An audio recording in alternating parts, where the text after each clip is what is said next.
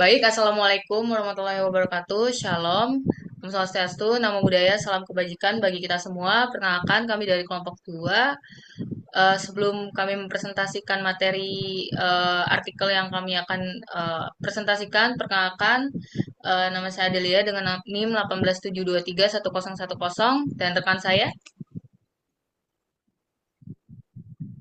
Nala Ilma Kamila dengan NIM 187231003. Baik, pada kesempatan kali ini kami akan mempresentasikan artikel ilmiah yang kami pilih, yaitu berjudul Implementation of Business Intelligence Solution for United Airlines. Dan selanjutnya, Baik, di sini kami akan membahas ada tiga, yaitu yang pertama latar belakang, lalu tujuan penelitian, dataset, metode, hasil visualisasi, dan kesimpulan. Oke, jadi latar belakang dari eh, topik kita ini itu industri penerbangan ini terdampak berat akibat pandemi COVID-19. Mereka itu mengalami penurunan permintaan dan pembatasan perjalanan. Kondisi ini mengancam keberlangsungan banyak perusahaan dan penerbangan serta lapangan pekerjaan di bidang itu. Nah, salah satunya itu yang terdampak adalah United Airlines, yaitu salah satu maskapai terbesar di dunia yang menghadapi tantangan akibat pandemi. Nah, mulainya eh, mereka tuh terdampak mulai dari kompetisi yang ketat, terus keluhan pelanggan melalui media sosial dan transformasi digital. Namun, di sini big data dan business intelligence dimanfaatkan oleh United Airlines untuk memahami opini pelanggan, meningkatkan kualitas layanan, loyalitas, dan juga profitabilitas mereka. Oke, di sini tujuan penelitiannya itu yang pertama mengimplementasikan solusi bisnis intelligence untuk United Airlines dengan memanfaatkan data ulasan penumpang dan sentimen media sosial. Yang kedua itu memberikan insight berbasis data tentang kepuasan pelanggan, faktor ketidakpuasan, serta perbandingan United Airlines dengan maskapai lain. Yang ketiga, menggunakan analisis BI, yaitu ada ETL, terus data warehouse, star skema, dan visualisasi menggunakan Tableau untuk mendukung pengambilan keputusan manajerial. Jadi mereka bisa eh, memberikan keputusan yang lebih baik sehingga ulasan pelanggan itu berbanding terbalik dan menjadi positif. Lalu di sini yang keempat yaitu membantu United Airlines dalam merancang strategi untuk meningkatkan kualitas layanan, meningkatkan loyalitas pelanggan, dan mengoptimalkan profitabilitas di tengah persaingan dan tantangan pasca pandemi. Oke, di sini dataset yang digunakan itu ada dua, yaitu yang pertama dataset attributes and description it, eh, tweet. Nah, itu dari Kaggle berisi 14.640 tweet pelanggan tentang maskapai. Jadi ada beberapa maskapai, lalu eh, ada beberapa atribut penting di dalam dataset ini, yaitu yang pertama ada tweet ID, terus ada airline sentiment, negative version, terus teks, dan juga airline itu sendiri. Nah, tujuan penggunaan dataset ini itu adalah untuk menganalisis persepsi publik secara real time dari media sosial. Lalu yang kedua itu ada dataset attributes and description dari airline reviews. Nah, ini didapatkan dari Crowdflower. Berisi 6.185 ulasan penumpang mengenai pengalaman penerbangan mereka. Nah, atribut penting yang ada di dataset ini itu ada airline overall, terus customer review, pengalaman penumpang, travel type atau jenis penumpangnya, entah itu solo, family, atau eh, ada beberapa kelompok gitu. Terus ada kabin, kelas kabin penerbangannya, value for money, apakah maskapai yang diambil ini sesuai dengan harganya, apakah selanjutnya apakah recommended atau recommended itu sendiri. Nah, tujuan penggunaan dataset attributes and description airline reviews ini adalah untuk mengevaluasi kualitas layanan penerbangan dari sisi pengalaman langsung penumpang. Ini terdapat tabel attributes dan juga deskripsi dari dataset yang digunakan. Next. Oke, jadi di sini metode yang digunakan itu yang pertama mereka melakukan dataset cleaning. Jadi menggunakan Microsoft Excel untuk menyimpan, memanipulasi dan menyajikan dataset. Nah, eh, di sini ada beberapa tahapan pembersihan data, yaitu dengan remove duplication, yaitu mengidentifikasi dan menghapus data duplikat, terus remove outliers, yaitu menangani data ekstrimnya, lalu missing values, yaitu mengisi atau menghapus record yang memiliki informasi tidak lengkap.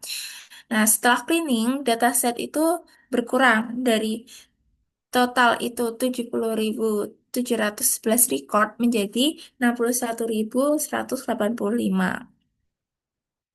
Oke. Yang kedua, di sini ada Business Intelligence Arsitektur, yaitu eh, BI. Nah, BI ini apa? Dia adalah arsitektur yang digunakan oleh sebuah perusahaan untuk mengidentifikasi sumber data, memproseskan informasi yang dikumpulkan, serta seluruh teknologi yang mendukung bisnis intelligence mereka. Nah, beberapa komponen BI yang digunakan di sini ada data collection, yaitu pengumpulan data mulai dari CRM, ERP, database, terus file, dan juga API. Terus di sini ada data integration atau ETL. Nah, di sini adalah ekstrak, transform, keluar data agar bersih, terstandarisasi, dan siap digunakan. Lalu ada data warehouse, yaitu repositori terpusat untuk menyimpan data dalam dimension dan fact tables.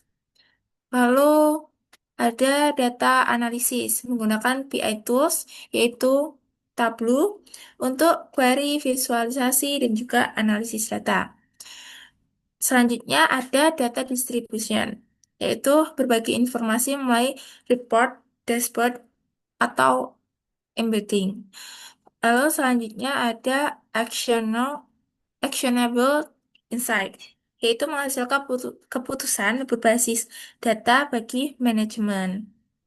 Nah, eh di sini ada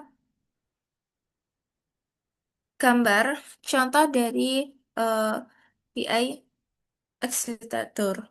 Nah, eh, bisnis intelligence arsitektur ini digunakan untuk framework yang dipakai memproses data, membangun data warehouse-nya, dan menghasilkan dashboard analisis maskapai penerbangan. Selanjutnya, di sini ada dimensional model. Nah, eh, jadi di penelitian ini tuh mereka menerapkan star schema sebagai model data. Nah, ini ada gambarnya, star skemanya. Lalu em,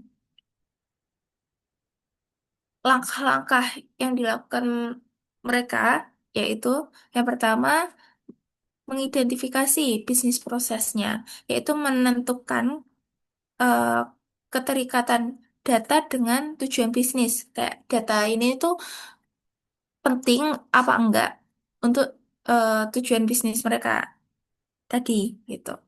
Terus mengidentifikasi granularity, yaitu menetapkan level detail data kayak misal ini adalah data harian kayak penumpang gini, eh, jumlah eh, penumpang jumlah penumpang pada hari ini berapa berapa berapa, terus nanti dalam bulanannya itu kayak misalnya penumpang yang sering menggunakan em, jasa mereka itu siapa aja kayak gitu misalnya. Terus ada identifikasi dimensions.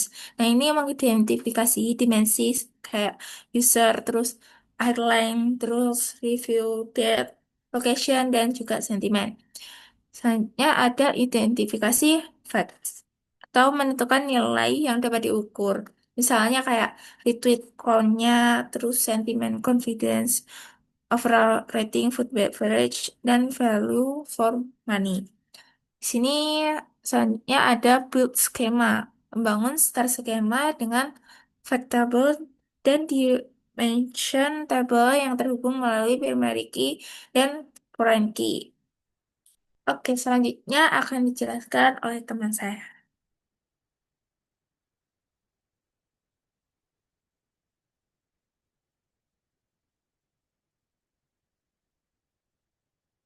Baik, untuk selanjutnya dapat di next. Jadi pada pembahasan di bagian ini berfokus pada hasil visualisasi. Jadi bagaimana paper ini menggunakan hasil visualisasinya dalam eh, menganalisis tadi tujuan di awal untuk mengetahui bagaimana si maskapai ini dapat ditingkatkan. Nah, dari sini yang pertama, eh, paper ini menganalisis rekomendasi maskapai penerbangan. Jadi di sini dashboard yang pertama ini digunakan untuk menganalisis bagaimana tingkat rekomendasi penumpang terhadap maskapai yang pernah mereka gunakan. Jadi rekomendasi ini penting karena dapat berhubungan langsung dengan loyalitas pelanggan dan keuntungan perusahaan. Nah, dashboard ini terdiri dari jadi di dashboard ini ada pie chart, di sini ada persentase rekomendasinya, juga ada bar chart. Nah, ini ada jumlah rekomendasi setiap maskapai dan juga ada stack bar chart di mana ini ada jumlah rekomendasi dari setiap maskapai, tapi juga dia di visualisasiin juga berdasarkan tipe kabinnya. The next. Nah, di sini secara detailnya karena tadi gambarnya kurang begitu jelas. Jadi secara detailnya di sini yang pertama visualisasi pertama ini kan ada pie chart rekomendasi tingkat rekomendasinya ya. Nah, dari sini kita dapat lihat bahwa secara keseluruhan ternyata dari dataset tersebut dari data yang didapat, sebagian penumpangnya justru nggak rekomendasiin maskapai yang mereka gunakan. Jadi ada 71,11% penumpang tidak merekomendasikan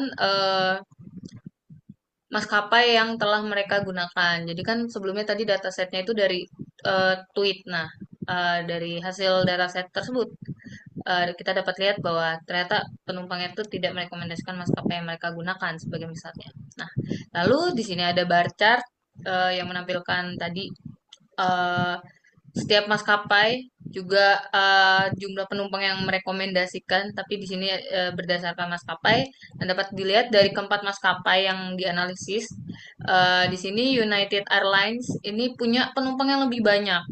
Namun dapat kita lihat bahwa ternyata justru walaupun dia banyak penumpangnya, tapi penumpangnya justru tidak merekomendasikan si United Airlines ini. Jadi ada 58,24% dan selanjutnya. Nah, di sini pada dashboard analisis rekomendasi maskapai penerbangan di sini selain dia berdasarkan maskapainya di sini juga berdasarkan tipe kabinnya. Jadi kan kalau kita naik pesawat itu ada kelas ekonomi, bisnis, VIP bahkan.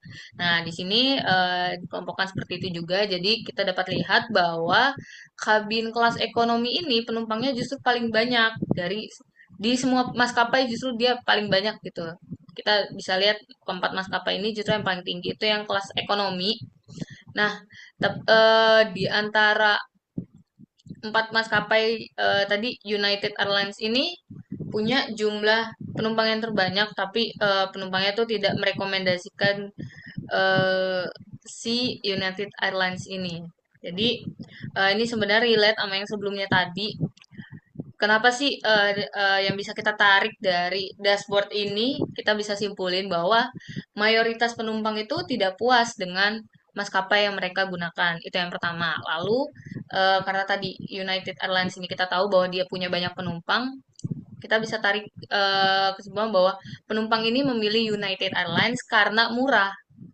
Karena kan dia kan kelas ekonomi kan, justru harganya lebih murah. Nah, tetapi banyak yang tidak puas dengan layanannya. Oleh karena itu, tadi sebagian penumpang justru nggak rekomendasi. Jadi mereka beli tiketnya karena murah, walaupun nggak puas gitu dengan pelayanannya. Sedangkan kalau di sini dari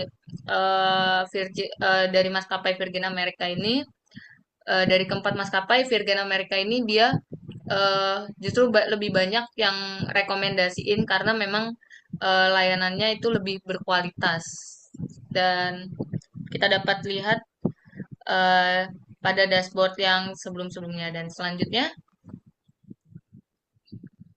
Nah, karena tadi udah dianalisis berdasarkan rekomendasi pelanggannya, penumpangnya, jadi kita udah tahu kira-kira ternyata yang lebih banyak tadi yang tidak rekomendasiin, berarti kan mereka tidak puas. Berarti banyak yang tidak puas. Terus tadi United Airlines ini penumpangnya paling banyak dan selanjutnya kita analisis ulasannya, reviewnya secara langsung. Nah, di sini ada dashboard. Di dashboard kedua ini untuk menganalisis ulasan penumpang maskapai berdasarkan jenis kabin, tren ulasan dari tahun ke tahun, serta kata-kata yang paling sering muncul dalam ulasan. Nah, di sini ada 4 visualisasi. Yang pertama pie chart, persentase rekomendasi per kelas kabin. Jadi setiap kabin itu kita bisa lihat persentase rekomendasinya berapa. Di sini ada bar chart jumlah penumpang per kabin, juga ada review per kabin pada setiap maskapai. Dan di sini ada line chart tren jumlah review maskapai dari tahun 2014 sampai 2019 dan juga ada word cloud. Jadi kita bisa tahu kata-kata yang paling sering muncul dari review penumpang. Dan selanjutnya, nah, untuk secara lebih detail ya dari dashboard ini, yang pertama ada visualisasi pie chart tadi. Di sini dia menjelaskan tentang proporsi atau apa ya persentase dari setiap. Jadi kan tadi ada kelas-kelas kabinnya kan. Nah, di sini kita bisa lihat jumlah eh, dari penumpangnya dari ulasan tersebut di setiap kelas ini selama 10 tahun terakhir ekonomi kelas mendominasi dengan 78,70% dari total penumpang. Jadi sebagian dari ulasan ini itu banyak didominasi oleh ekonomi kelas. Nah, dan di sini di sebelah kanan ini ada bar chart. Jadi di sini ada rata-rata selain ada kelas kabinnya, di sini ada juga maskapainya dan kita bisa lihat dari review ini bahwa rata-rata review kelas ekonomi di United Airlines ini rendah, eh, menunjukkan bahwa mayoritas penumpang memberikan penilaian negatif. Nah, ini jadi pembuktian juga bahwa tadi yang sebelumnya, di mana kelas eh, ekonomi di United itu tinggi, tapi dia tidak direkomendasikan oleh penumpang. Justru yang penumpang tuh milih untuk ngerekomendasiin. Nah, ini kita bisa lihat secara detail kalau dari reviewnya ternyata memang rata-rata reviewnya pun rendah. Jadi membuktikan dari yang sebelumnya visualisasi yang dijelaskan di sebelumnya. Dan next. Nah, di sini ada word cloud, jadi dia akan menampilkan kata-kata yang paling sering muncul dari reviewnya, dan kita bisa lihat bahwa kata terseringnya adalah flight. Ya, tentu karena ini kan berkaitan dengan penerbangan. Terus di sini ada kata negatifnya yaitu delay, terus ada hours, minutes. Nah, ini kan berkaitan dengan waktu kan. Nah, jadi di sini kita bisa tarik ternyata dari review ini banyak ya penumpang yang ngeluh tentang keterlambatan dan tapi di sini juga di satu sisi ada kata-kata positif juga ada service, good, verified. Nah, ini nunjukin kalau ada penilaian positif nih terkait layanan. The next. Nah, di sini ada line chart juga. Jadi kita bisa lihat dari tahun ke tahun bagaimana sih reviewnya dari penumpang itu ada seberapa bagus gitu dan seberapa jumlah reviewnya itu ada berapa. Nah, ini dari eh, 2014 sampai 2019 ini Virgin America mendapat review paling sedikit dari 16,2 juta di 2014 akhirnya turun jadi 6 juta di 2018. Nah, eh, Southwest sedangkan maskapai Southwest dan Delta Airlines itu dia tetap stabil, dan dia cenderung meningkat. Dan terakhir ini United Airlines tentu karena dia paling rame, jadi dia paling dominan, justru bahkan melonjak reviewnya dari 1,4 miliar di 2014 hingga akhirnya ke 1,75 miliar di 2018. Dan next. Nah, tadi di dashboard kedua ini kan berfokus pada menganalisis ulasan penumpang. Kita bisa tarik nih kesimpulan bahwa meskipun ekonomi kelas itu mendominasi jumlah penumpang, khususnya di United Airlines, kualitas review dan rekomendasinya sangat rendah. Hal ini menjadi bukti bahwa ternyata ada ini jadi tanda bahwa ada masalah serius pada layanan ekonomi United Airlines, terutama soal keterlambatan tadi bisa dilihat dari workload-nya dan pengalaman buruk berarti experience dia penumpang selama pakai si United Airlines ini buruk. Nah, hal ini bisa mengancam loyalitas pelanggan dan profitabilitas. The next. Nah, pada dashboard yang selanjutnya ini ada dashboard yang ketiga ini lebih fokusnya ke analisis sentimen pelanggannya. Jadi ini lebih ke menganalisis opini dan emosi pelanggan terhadap pelayanan maskapainya. Di sini ada pie chart emosi pelanggan, lalu juga ada bar chart emosi pelanggan juga, tapi dia berdasarkan maskapainya. Dan di sini ada bar chart kategori alasan review negatif. Nah, jadi kita bisa tahu alasannya. Dan next. Nah, di sini secara detailnya dashboard ini yang pertama tadi ada pie chart. Nah, ini kita bisa lihat bahwa dari customer emotionnya ini lebih banyak nggak puas terhadap layanan maskapai ini berarti secara keseluruhan, secara 4 maskapai tadi ada 60,58%. Di sini juga di sebelah kanan ini dari setiap maskapai ini kita bisa lihat dari 4 maskapai ternyata si United Airlines ini justru em, mendapat masalah kepuasan yang paling serius karena dia ternyata eh, yang negatifnya ini lebih tinggi daripada yang lain. Kan tadi di sini ada negatif, netral, positif. Nah, ini justru negatifnya lebih tinggi daripada yang lain, justru ketinggiannya sangat jauh. Oleh karena itu di sini menjadi masalah yang kepuasannya itu perlu diperhatikan. The next. Dan selanjutnya ini dari dashboard ini juga ada eh, bar chart yang menampilkan ketidakpuasan di mana di sini alasan-alasan ketidakpuasannya, alasan utamanya ini adalah di sini yang paling tinggi tentang keterlambatan, jadi tentang delay. Nah, eh,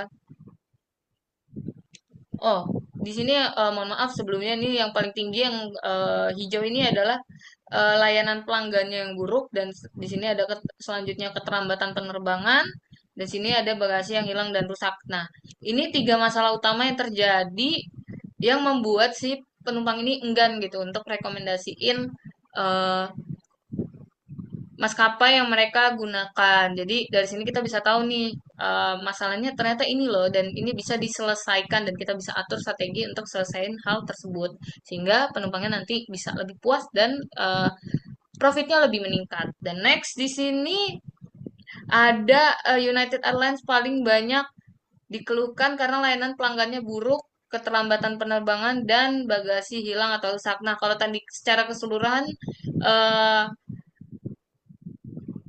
3 hal tersebut dikeluhkan. Nah, kalau ini di sebelah kanan ini lebih ke untuk kita tahu dari setiap maskapai ini masalahnya apa ya. Dan di sini United Airlines kita bisa lihat masalahnya sama sih seperti sebelumnya.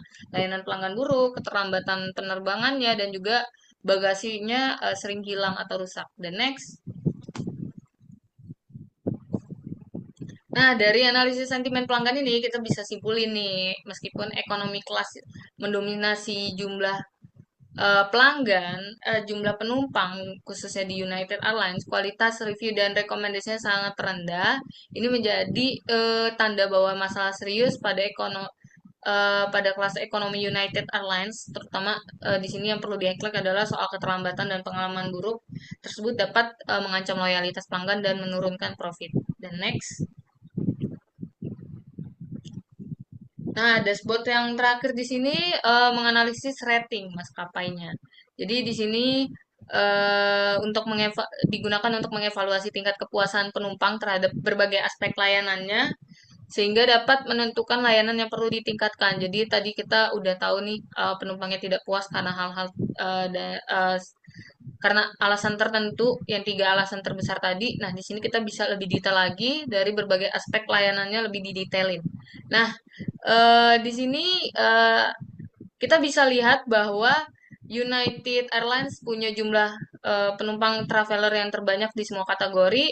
Nah, dari sini di sini penumpang yang paling sedikit itu dari family leisure traveler, jadi traveler keluarga dan penumpang yang paling tinggi justru dari solo traveler. Dan next.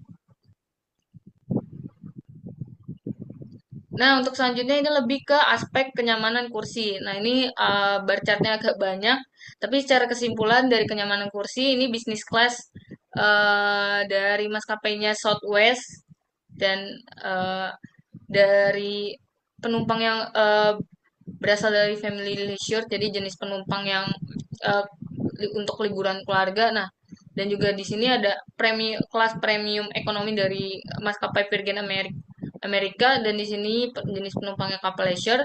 Nah, ini tiga ini dua ini itu punya tingkat kenyamanan yang tertinggi dan di sini di sebelah kanan dari sisi makanan dan minuman ini tiket bisnis kelasnya si Southwest dan juga first class-nya Virgin America ini unggul dalam segi makanan dan minuman. Dan next.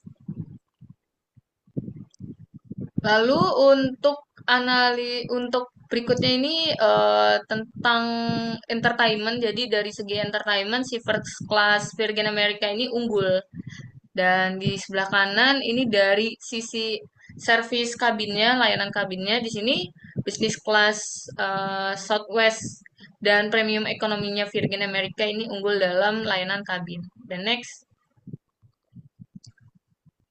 Dan di sini kita bisa lihat bahwa United Airlines ini unggul dalam jumlah penumpang, tapi lemah nih dalam aspek makanan, minuman, dan hiburannya kurang bagus. Nah, untuk Southwest Airlines ini dia lebih ke kenyamanan kursi dan makanannya, walaupun ada sempat kelemahan sedikit di bagian tersebut dari beberapa kabinnya.